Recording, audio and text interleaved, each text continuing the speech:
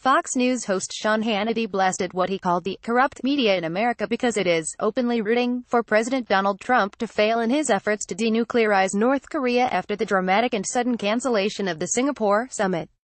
In the opening monologue of his show on Tuesday night, Trump supporter Hannity argued that by extension the left-wing media wants the country to fail in its negotiations with North Korea, depriving the world's children of a chance for peace.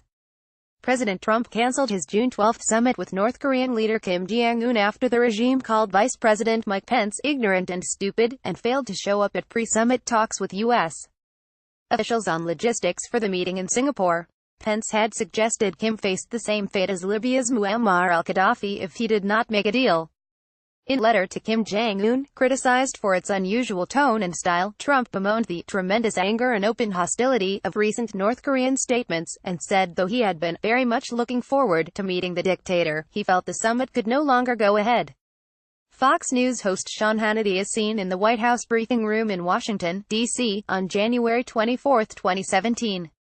Nicholas Cam, AFP, Getty Images. Trump also warned Kim, "You talk about nuclear capabilities, but ours are so massive and powerful that I pray to God they will never have to be used." Hannity told viewers, "As you can imagine, your corrupt media used that letter to trash the president, revealing what I have been saying so many times on this program. Keep up with this story and more by subscribing now. In order to have the president fail, that means the country has to fail.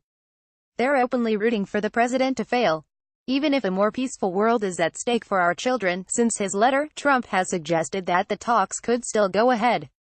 Secretary of State Mike Pompeo will meet with Kim Jong-chul, an aging and trusted senior aide to Kim Jong-un, in New York, seen as an important step towards making the summit a reality again.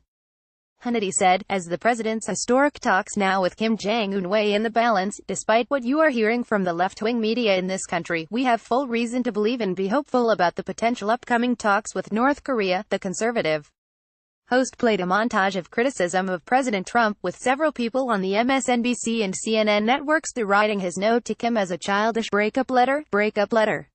How many times have I said that everyone in the media, they're all sheep. And they've got this little echo chamber and they all quote themselves, and they all think they're so smart.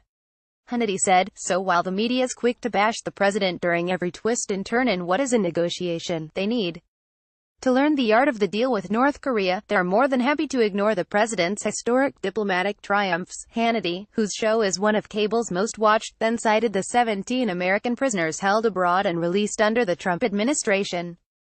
The Fox News host has a tempestuous relationship with the media.